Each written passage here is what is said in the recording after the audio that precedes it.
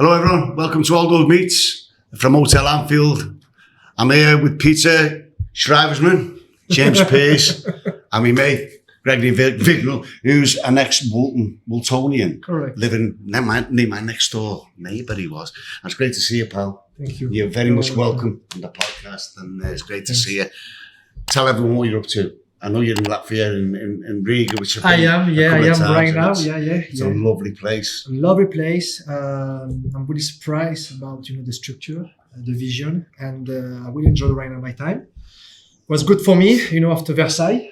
Since I left Versailles, just back on track, and to be on the pitch again. So looking forward. It's 1 month to go. But no, I'm really pleased. It was really important for me to coach again. Well, it's important to keep your feet under the table, and management's a funny old game, as they say. But once you get yourself on that merry-go-round and you actually do well, you're all right. You'll be all right, and then you can build. But it's all about getting the right place at the right time with the right backing. I was a trammy for 5 years, as everyone knows, and unfortunately, the fan base we used to sell out now and again, But when you go to a club, or you build up to a club which has great potential, with the population of the city, capacity of the crowd, when you get 20 or 30,000 and going big, that gives you an opportunity, But you've got to start off near the bottom, unless you're a Wayne Rooney, who gets the opportunity, which maybe he should, maybe he shouldn't. Yeah. But that's the most important thing. Now you've got you straight back in, after leaving the club. I think you said something right. Sometimes it's too early, and that's why I've done everything in terms of badges, my UEFA Pro license, but I want to do step by step, taking my time, because I think right now when you become a manager, you must be ready. Your staff is so important. Yeah. Your style of play, your methodology, your vision. Because you are a manager, so you're managing, and the ego from the dressing room. The dressing room is just a jungle, So with big ego players, big competition, and as a manager, people judge you straight away. You're winning games, you're good. You're losing games. Well, it's all about results. It's all about performance, result, and money. Because it's all about money. So you cannot buy happiness. Yeah. Because happiness is just a moment for me. Like for example, yesterday, it's just happy. Or different type of games, but it's a tough competition. How many staff? I'm just thinking now. How many staff would you have under you?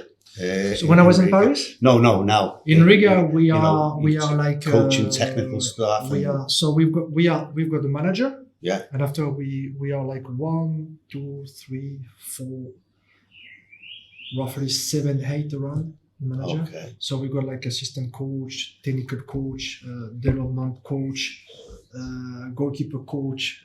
It's like even for a country like this, it's really well structured.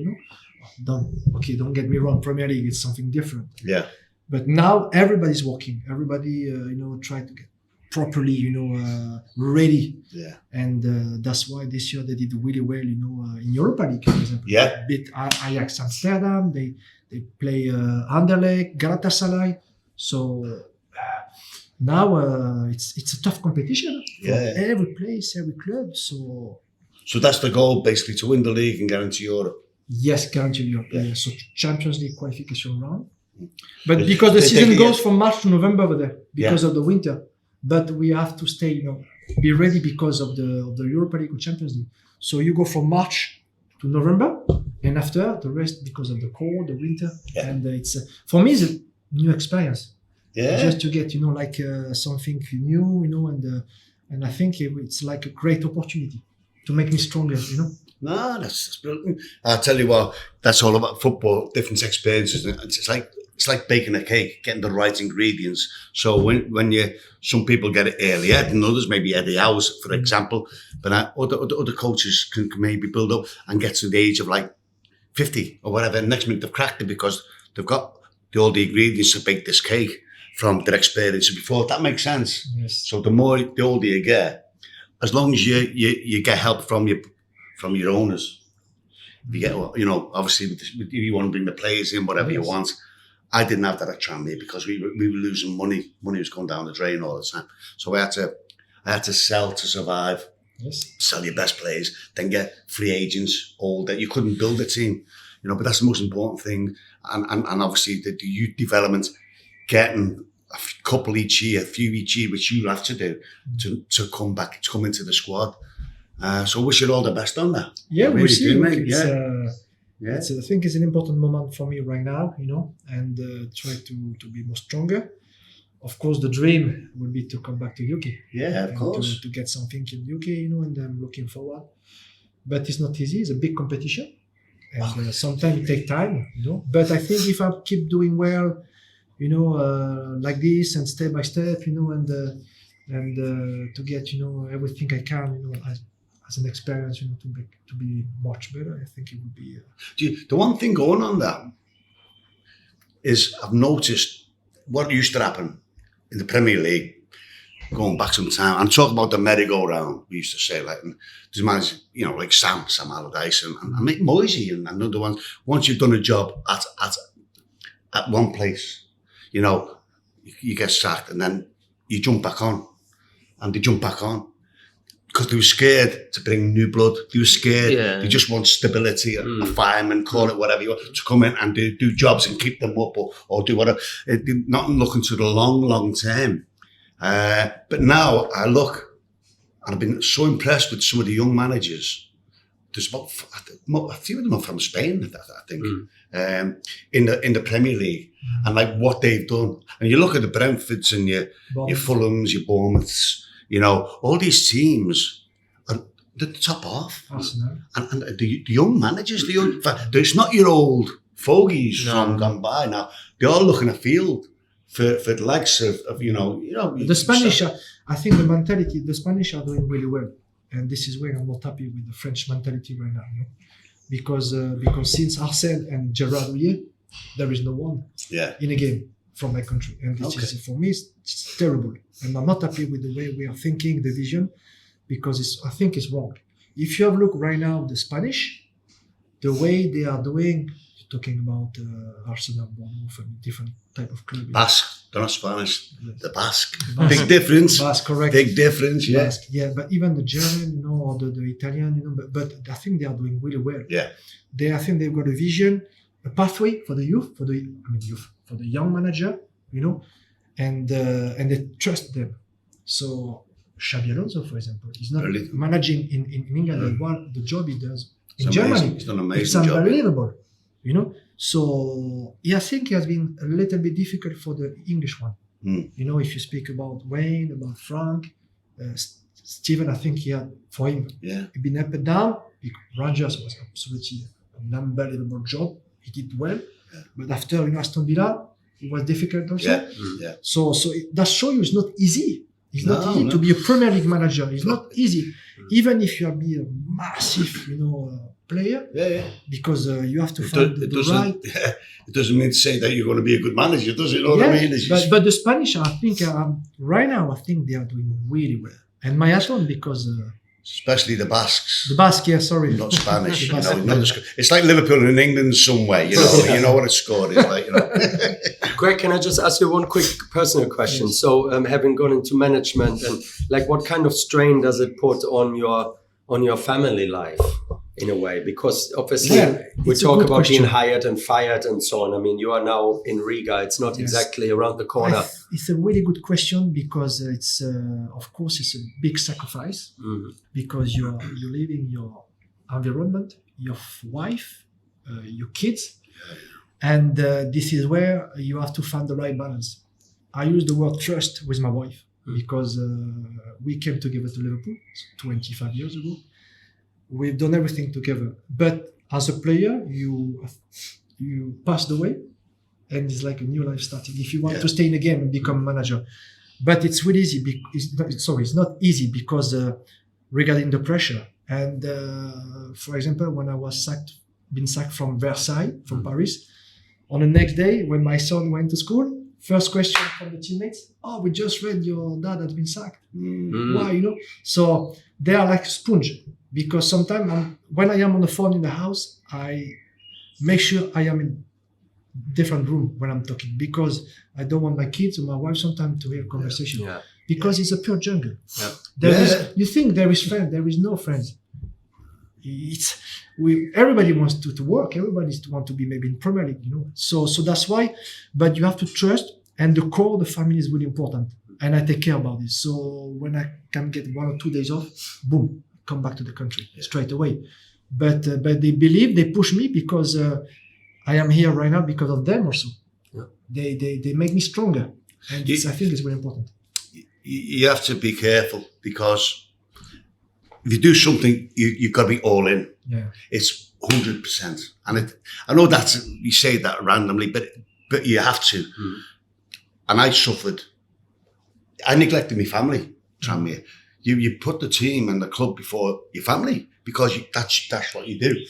And then you come home and, you know what I mean, you do your best and all that. But you're thinking about the team and the club before your family. And it's really difficult to balance that out, you know, to get it right. But you must do it. I see that now, because I'm older and much wiser, if you were to go back, how to do it.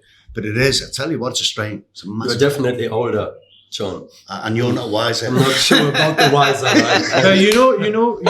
Gerard really told me, one day he told me something, because when I stopped to play football, I was preparing the badges. So, and the last, before he passed away, of course, when I was preparing the pro license, one day I was in Paris, in an apartment, to prepare the session with him. And he said, "You know why?" I said, "Look, you want to be a manager?" I said, "Yes." He said, "You will never be on holidays, ever." Yeah. I said, "Why?" "Because even when you will be on holidays with your wife, you will have your phone, and you can go everywhere. The sporting director maybe will call you for this, but you might have a transfer, you might be. So don't expect to be on holidays. Yeah, well, it's not. One single day. That's why you have to be 100% all in. All in. It's like when you go to sleep. You go to sleep. You've got like a book there. Yeah, correct. So you go and you're thinking, yeah, correct. Let's remember that in the morning. Put that down there. So it's mad. It's nuts. But if you've got to be successful, you have to do it. So imagine when you are a Liverpool manager. Oh yeah.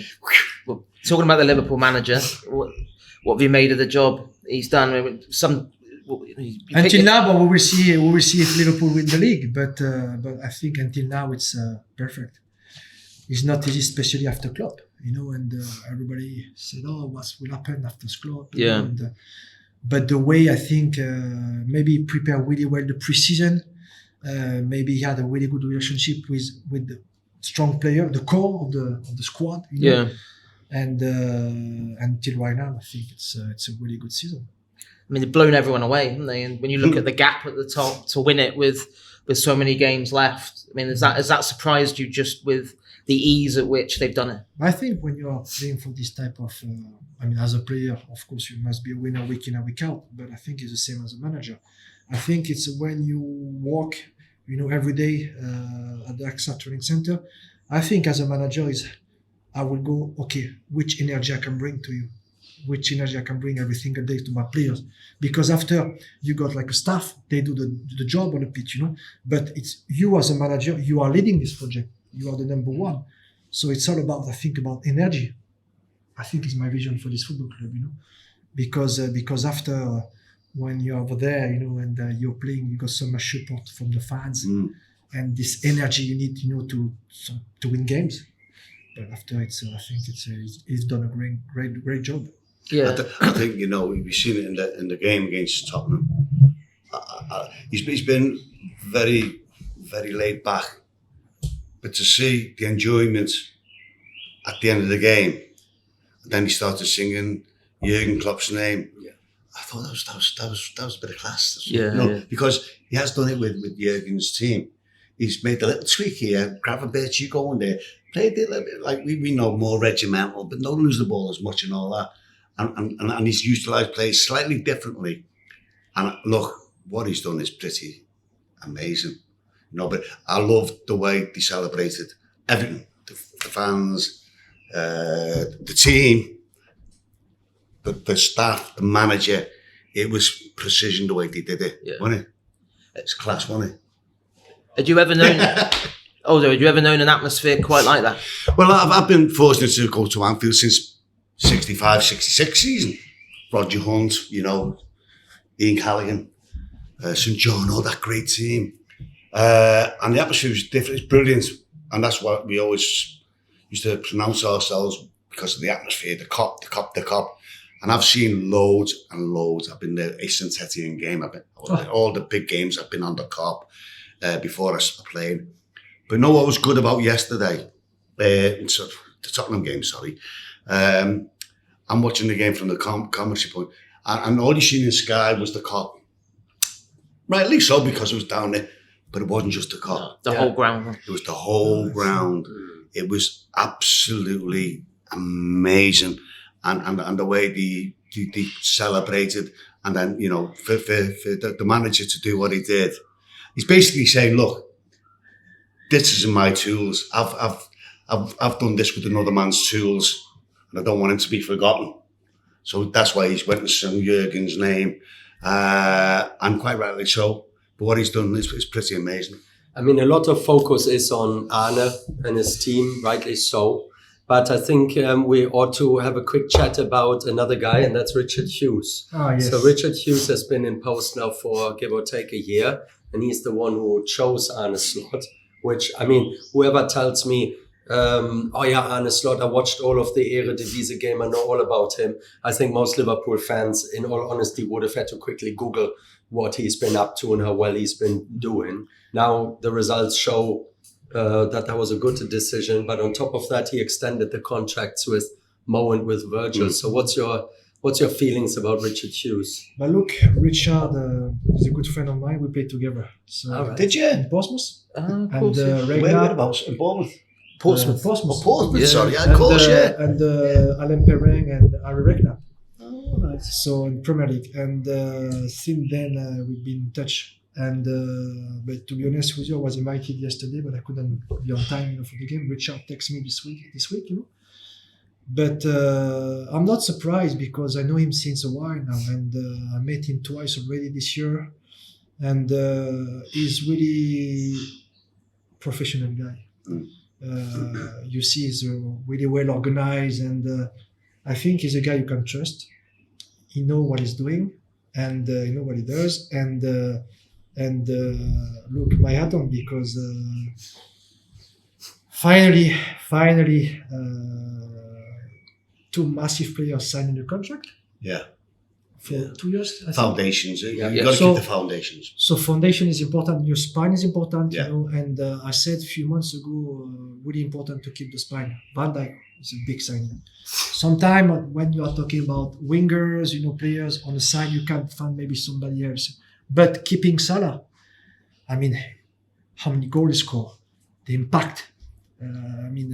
What he brings to the team, to this football club, is massive. So now you've got two massive players who know the club, they understand the culture, the DNA of this football club. So if I am the manager, I can sleep. Yeah. I can go, okay, I can enjoy my holiday, because now I just maybe need to find. So we don't know what will happen with our right winger situation. Well, But- I'm going to ask you something. Like, getting Richard, I didn't know that. You know, Richard picked Slot. That's sublime, because he hasn't been able to do nothing because we've not brought anyone. Chiesa, we still probably make money, and Chiesa will go back to Italy or something. I think there's going to be 4 players going to come in. I think 4. 4? Yeah, I think 4, and I don't think that's including the goalkeeper. What do you think? And what positions? I think they will go for right back, left back, Yeah. maybe a striker. No, not maybe a striker. There has to be a No, striker. but you asked me for. I just in my Sorry, mind. mate. Sorry, go on. So could be right back or right winger, Mhm. left back or left winger.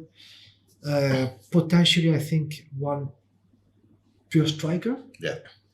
And could be maybe, I think maybe on the wing, you know, left wing, depends. But the midfielder, I think maybe one more midfielder, maybe. Don't you think we still need to hold a midfield player? Because Just to ease the burden on Gravenberch. only because Endo is not at game time, so you think whether He played on 15 minutes. fancies him, Yeah. you know. I'm looking now. I actually think we need a goal scorer. I think we might need 2 strikers. I just think that's priority. Holding midfield player and a fullback situation, which you're all right, whichever way he's going to do it.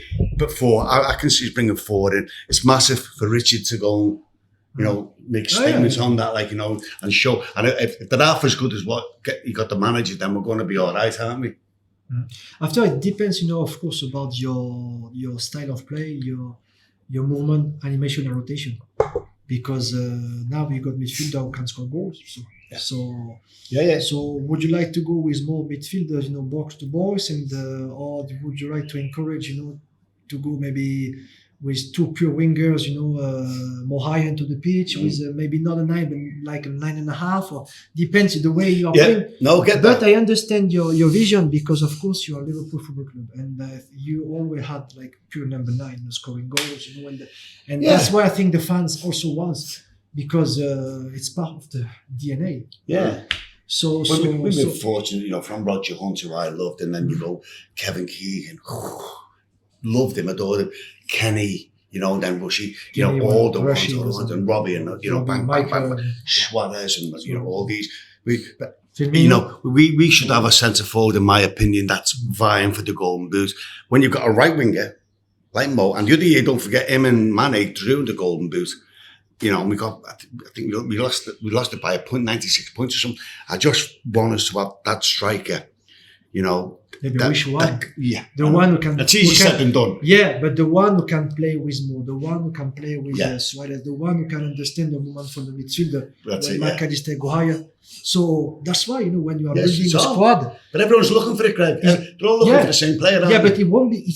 We are talking about Liverpool. Yeah. So it won't be easy. It's not an easy job for Richard and for the manager and for the board to find the right one. No, because if you put like 100 million on the table, wow, it's a big investment. So you understand. Well, and maybe some players sometimes when they hear like names, they don't want to see this type of player because they're not capable to play with maybe you won't be happy to play with me because you don't understand. So you have to be really careful. But I think big 9 will be important. So you've heard it from us for coming in. That's the end of part 1 of Aldo Meets. See you shortly.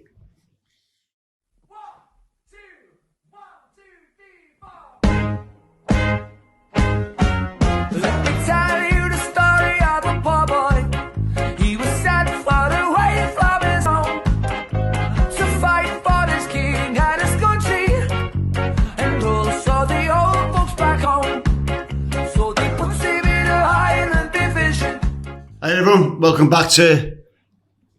I fucking forgot. What, your own name? Fuck, I'm fuzzing with the air. Hello everyone. Yes, thank you. Hello everyone, welcome back to part 2 of Aldo Meets with Gregory Vignal and the lads. Don't have to tell you who they are, you've known them all season. Montpellier, where you started, mate. Yes. Tell us how you grew up and, how you made it as a kid, and obviously getting to Liverpool. I was just talking off air. I thought, Greg, when he signed, he was like 22, 23, but he was 19. Yeah. I did. Tell us how that happened. Yeah, well, look, I am from Montpellier, so from Montpellier Academy. And after the Euro, we won the Euro with France. And after the final, I had the offers from a few clubs. And I was only 19. What clubs come? So at this time, we had like Celta Vigo. Oh, Celta, yeah. Yeah, at this time, where Peter Luxen, the French player, used to play over there. And we had Paris Saint-Germain, Barcelona, and Liverpool. Oh. So for my club, it was massive because... roughly, I cost nothing, I grew up in the city, and living around the stadium like I can feel, and so for Montpellier it was massive, and it was big money at this time, and my dream was to play in England. 500 grand was it? It was a little bit more officially because of the bonus and percentage. I mean, it's like a big package. But for my club it was massive, and we are talking 25 years ago. Yeah. So big money, a big move for me, for the club, and especially Gerard Oli, from France. Was that your main reason signing? Yes. So I was on my way to go to Barcelona, but Gerard wanted me 100%. So he stopped the deal. He said, I want to see you, your dad, your girlfriend in Paris, and this is a flight tickets, blah, blah, blah, blah, blah, blah. Do you have an agent? Yes. Was your dad your agent? No, I had an agent. Okay. I had an agent at the age of 15 Oh, what? because I started to play for the national team under 17 at the age of 15.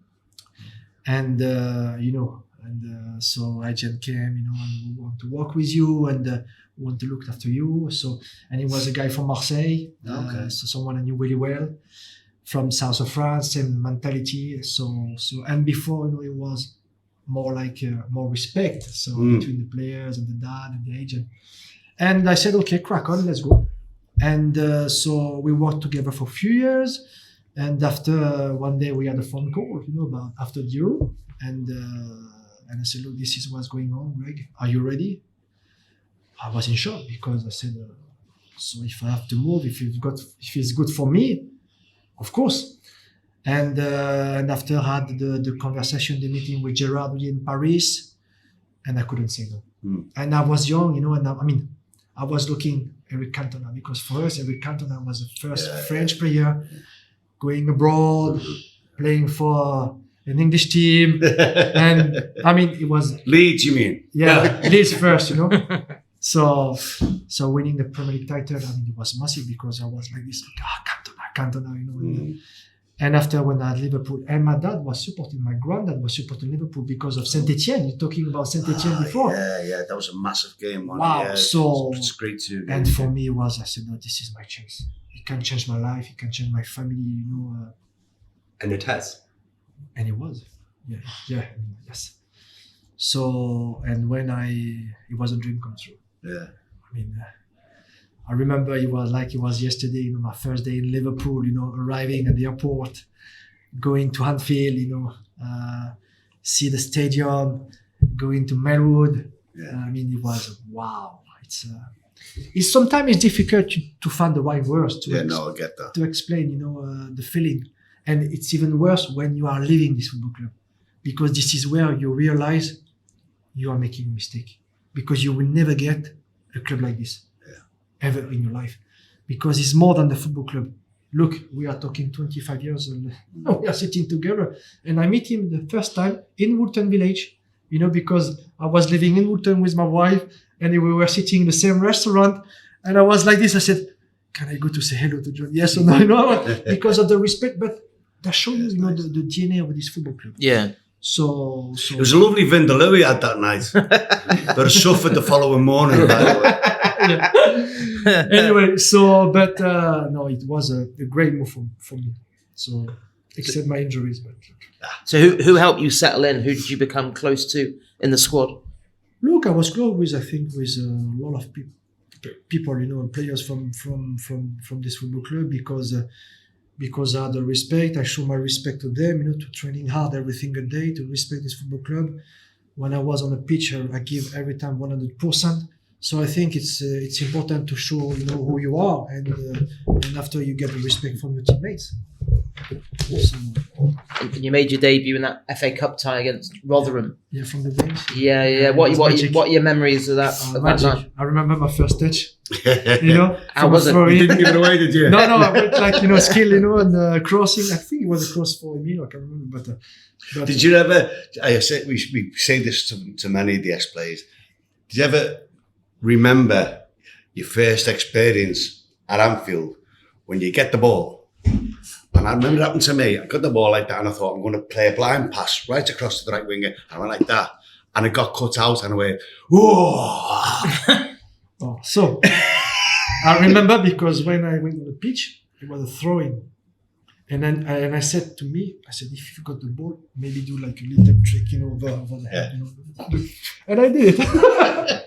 But, after I think I crossed the ball, but it was like first touch on the pitch. Yeah. So it's some magic. But I remember my first starting 11 game. Yeah. For the first time, it was against West Ham. But you can't forget this type of moment. It's impossible. The first time you walk down, you touch. Yeah. This is Anfield, You never walk alone. It was dark, a little bit of rain, lights on, full house, full crowd, and the family. And wow, I was buzzing, and I think we won 4-1. I mean, it was a perfect night, and we played so well. And I said, wow, come on, Greg, now you're a Liverpool player. Special moments. And that was forget. That season was incredible, wasn't it? The treble winning season, the momentum that you built up. Was there a particular point in that season where you kind of realised that it was going to be such a special one? I think the spirit of this squad, and the what Gerard really done, with the staff, with Phil, and all the staff, and around this team. We had, I think, the right scout players at this time also, the experienced player. We spoke about players. Gary McAllister. Gary's a great He player. played a martial role. Yeah. Wow. Honestly. So the squad was so strong, and we had the same message and the same vision. Winning trophies, and winning games week in and week out. And we did it. So Special treble. That was. special treble. Yes. It was magic because if you speak about the Dortmund night at Dortmund UEFA Cup I was final there, yeah. against Alaves. Oh, what a game that was. What a game! And to see Gary Mack score, this free kick. I mean, that tell you everything. Well, the three finals we saw, the Yeah. Birmingham one. Yeah. That wasn't easy. Yeah, it wasn't Oh. The FA Cup, you got a little bit of help from me because in the quarterfinals, we beat Everton 3-0, Tranmere away. We beat Southampton in that mad game, 4-3. We get beat 3-0. Gerard was in that dressing room afterwards. I brought it, he come down and with Tom and we had a beer and two and all that. He said, it's the most fantastic game he'd ever seen. And then when we played Liverpool in the quarterfinals, I played the youth team.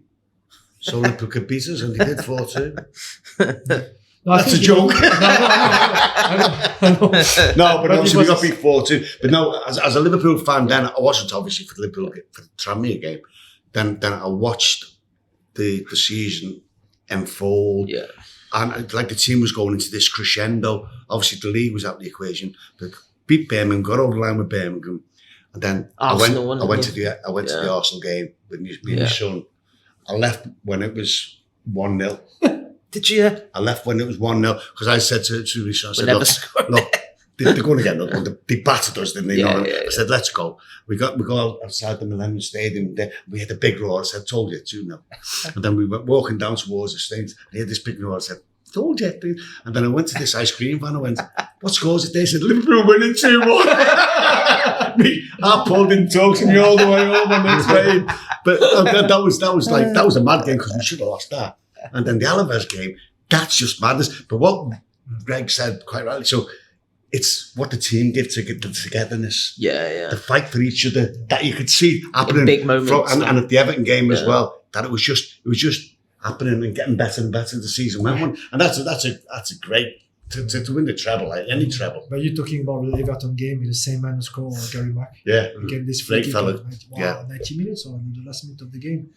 But we spoke about the team spirit, the squad, but always the club vision and direction. Because I think what Gerard has done with his football club, we're talking about Melwood. So the whole Melwood and the new building, the pathway between also, to bring some more infrastructure, better infrastructure, modern infrastructure. I think he played a big part because the message was clear. Look, this is what we've got. This is what it should be. And this is what I want from you guys. It's not only the training session, but it is a recovery. While we are doing all the work behind the scenes, the invisible work, the recovery, the extra session, everything around. And I think I think it was a beginning of something special because Rafa won the Champions League, but the players were prepared and ready. Okay, you signed Xabi, you signed 1 or 2 players. But at the end of the day, Steven Gerrard, how many years on the pitch? Carragher, how many years? Yeah. So to prepare to be a winning team, it takes time. And I think it was a perfect thing. Look now.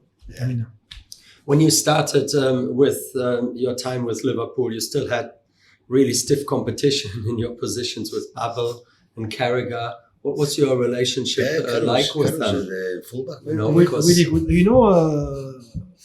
My injury cost me my Liverpool time. yeah, I And was going to get to 100% that. sure, because when I started to play, it was me or John Aldridge or John or me, and the relationship between us was really good. Car used to play on the right because Babel was That's right. after sick, That's right. with the illness, Yeah.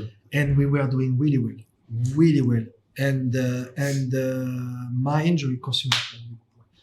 So, but that's part of life. Mm. Sometimes you got someone who is deciding Yeah. for you, and look.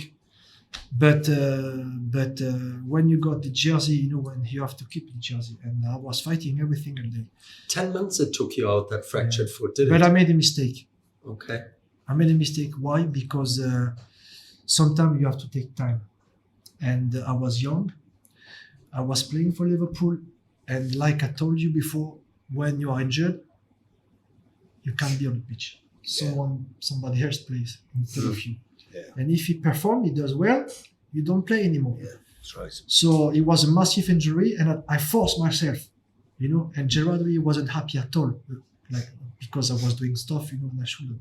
Trying to get back too soon. Yeah, too soon. That's, But I was that's natural. I was get 20 that, years yeah. old, and I was playing for Liverpool Football Club. Of course. You understand? And Absolutely. and I said it was my chance to play for this team, to winning trophies, like everybody, maybe to have a new contract. So of course it was important. And I remember before to go, we had the Champions League game against Galatasaray away from home. And Phil Thompson was in charge about the team, when Gerard had the issue. And I remember I was sitting in a medical staff, and Phil said, "I want you to be in the squad." And I forced myself, and I said, "Phil, it's really, really painful." And he wasn't happy at all against me, because it was just the day before to announce the squad to go to Istanbul, to play the Champions League game. And but look, I was young, and sometimes you miss you're the naive. experience. You learn by your mistakes. Obviously we all do, don't we? It's just a bit of naivety, but I think the heart's there. That's the main thing. But I push myself 100%. And absolutely, honestly, yeah. I never be, I never stay in my comfort zone because I wanted to play. So, but look, it's like this. So that's why after I moved to Rangers, but this is another story. What's the Rangers like then? We moved to Rangers, massive club, Yeah, but I huge moved. club. I played 55 Smash games. I won fans, 2 brilliant trophies. fans, yeah. But this is the year when Liverpool won the Champions League. Yeah. So you're winning 2 trophies with Rangers, but you're on loan from Liverpool. Yeah. And I remember because Paco watched me every single week, because Rafa said we have to watch game to see the game, from Greg. But look, I've been, I think, lucky to play for this football club and to That's the stay way to look at it. close from this football club Yeah. right now. Absolutely, and it lives with you. It stays in your heart, doesn't it? The fans, probably more so the fans, Yeah. because and look, people say it's corny, but you don't understand. Take it from me, they don't understand. Yeah. It's a pure passion. Yeah, Passion. Sometimes it's difficult because it's strong word, passion. But it's but it is. The city's got passion Yeah. in abundance. Even the Evertonians, you go to Goodison Park, it is, and there's certain other cities like Newcastle, Glasgow. but you there is know. only one team in Newcastle. Yeah, that's that. They're lucky to have just the one team. That's true enough. Yeah, but they're the ones that you look where passion runs strong, and I'm sure there's in French teams like I was playing for the Basque people, Real Sociedad, and the passion there, it matches Scouse passion. The way they live life and the way, it does, and you get. That's one reason why we're talking about it. It's Anyway, unbelievable. so yeah. Unbelievable. So when you left Liverpool permanently in 2005, when I think your contract was up, when you signed for Portsmouth, was it difficult, or was it by that point had you already got your head around you were going to have to Yes, it cut was. the ties? No, it was difficult. It was difficult because this year I was on loan to Rangers. Mm. And I said to Rafa when I came back to Liverpool one day to speak with Rafa about the situation. And I said, I stay to Rangers. You agree something with Rangers because I was doing well. And Alec McLeish wanted me. So I said, okay. Or I sign a new contract and you give me my chance again and we'll see. But we couldn't find an agreement with Rangers. So I have to move on, and Alain Perrin signed for Portsmouth, and I had a conversation with him, with Mandalik, the chairman, and I said, look, I wanted to go back to Premier League, also, and I said that could be a chance, so let's go and move on. Do you know at Portsmouth? I played my very first big game for Newport County in the 04 division. was Portsmouth, and they were top of the league, and we went there.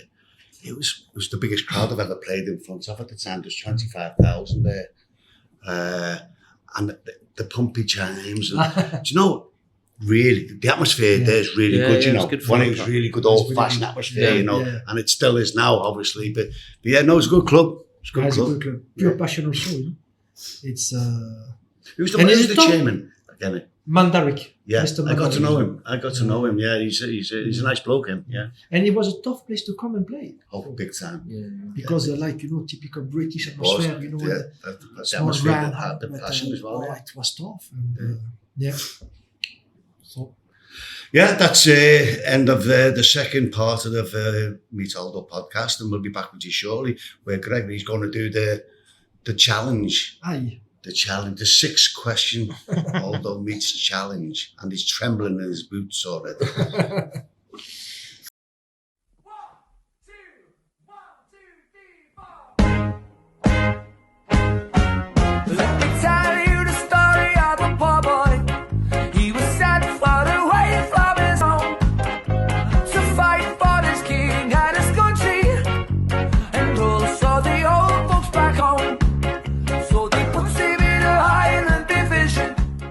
Hello everyone, welcome back to part 3 of Aldo Meets with Gregory Vignal and me two arseholes here.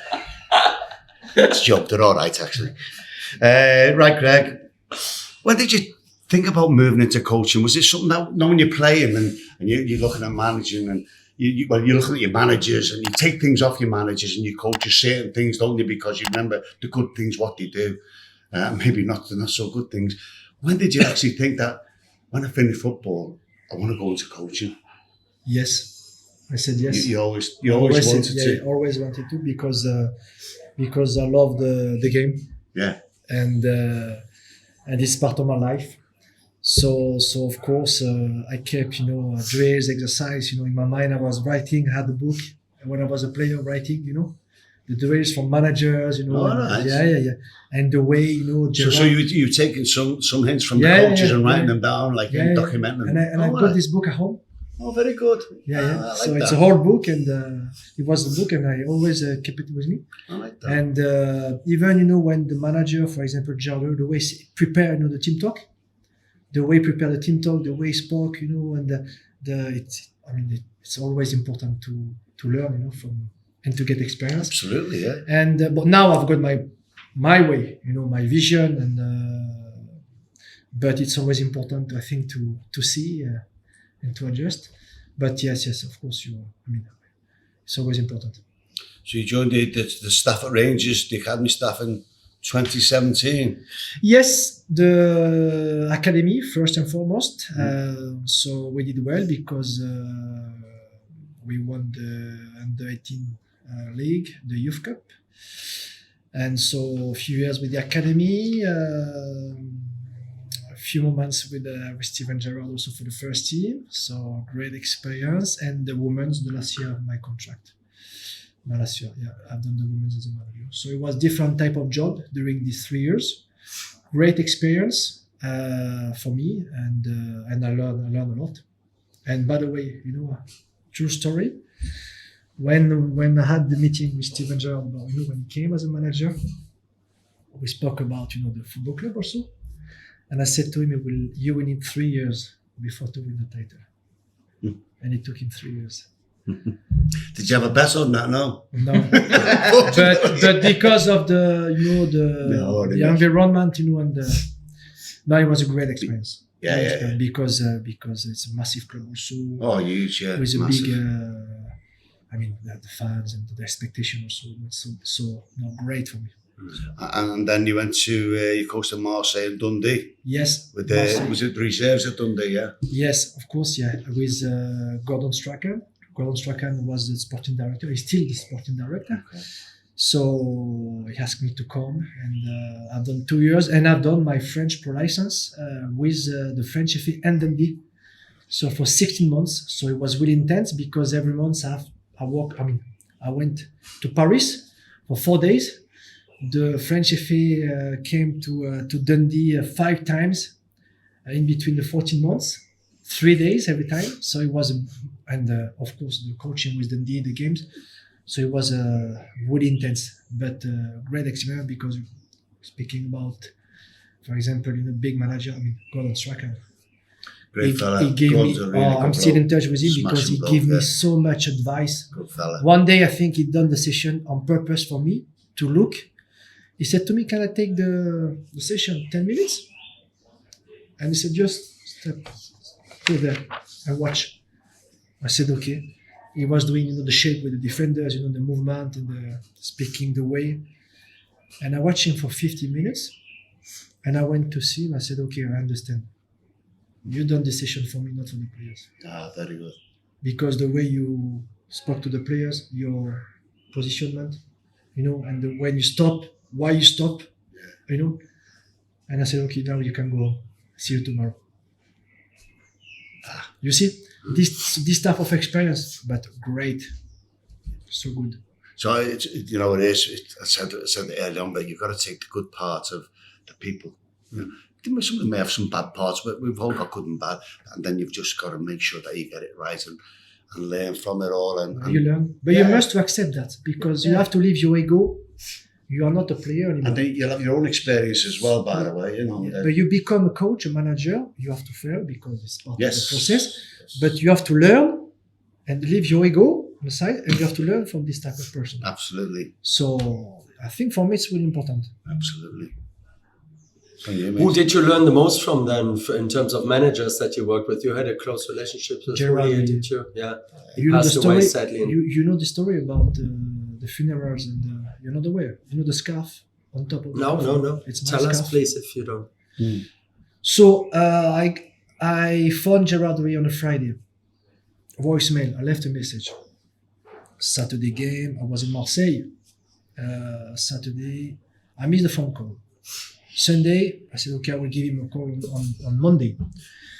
I'm going to the post office, and I ring the boss again, and I said, "Boss, it's Greg. Hope you well. Pretty soon you will get through the post my card, for my Christmas card, 5 minutes later on, I am in my car driving. I had a phone call from a guy from L'Equipe magazine and say, "Greg, are you aware about the news?" I said, "What are you talking about?"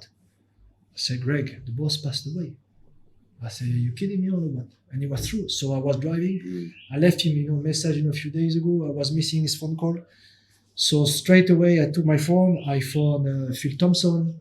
I phoned Steven Gerrard. He was on the pitch doing training session with Rangers. Gary Mack, the lads, were close. And it was during the COVID pandemic, so it was difficult to travel, and so I spoke to the club and I said, if everybody agree with that, I'm going. I've got a scarf in my house in Marseille from Liverpool. I'm going to the funerals in Paris, and if you agree, I will ask his brother and his wife if we can put the Liverpool, scarf on top of the coffin. And the club told me yes. So the picture you see on L'Equipe, it's Nice. So that show you, the respect. But but this football club is more than the football club. So, but it was a tough moment because I prepare all my badges with Gerard every month, every week on the phone with him, going to Paris in his apartment to see. He said, "Okay, show me your style of play, your methodology. Are you ready for this session already? Yeah. So do this, do that. No, this is not good. It was unbelievable. And but not only with me, but with Cara, with Steven Gerrard, with Michael Owen, ask this boy. They will tell you the same thing. Priceless. So I learned a lot. So it's a big miss, but that's life. And then move on to Riga. Take that all to Riga, and we actually wish you all the very, very best. Thank you. And watch the space, and hopefully it'll grow, mate. We'll see. So. Really. But now you've got a bigger challenge than that. Yeah. Because you've got to get 6 questions. Yeah. Enough time being. And so these are from James, not me, mate. Okay. So, but do you know why there's 6 questions? No. Because Liverpool have obviously won the big one 6 times. So, and okay. I know the club's done that, have they? In the British Isles or whatever. So we like boasting about that because it's never going to happen. No one is ever going to get to that figure. Okay. So the next voice you will hear is from James. Go on, James. Right then, number 1. who did you make your Premier League debut against in February 2001? West Ham. Oh, yeah, Correct. very good, yeah.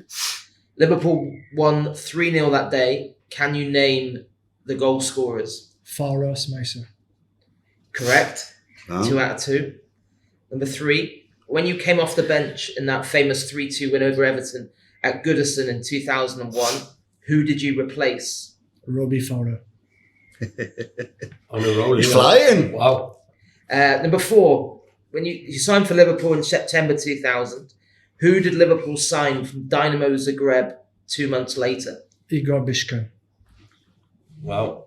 Number 5, who did you make your final Liverpool appearance against? Newcastle away from home.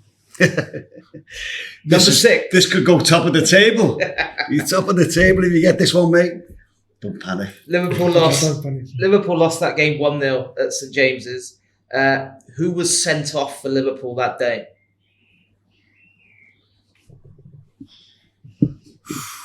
It's all coming apart now. Salif Diao. It's a full house. Cracked it. Well done. Well done, mate. Don't know how you did that. Amazing. Well done, Greg. And thanks for being with us. We yeah. really appreciate it. Yeah, great podcast. And we'll see you next time. All the best. Well done, Greg. Thank you. Thank you.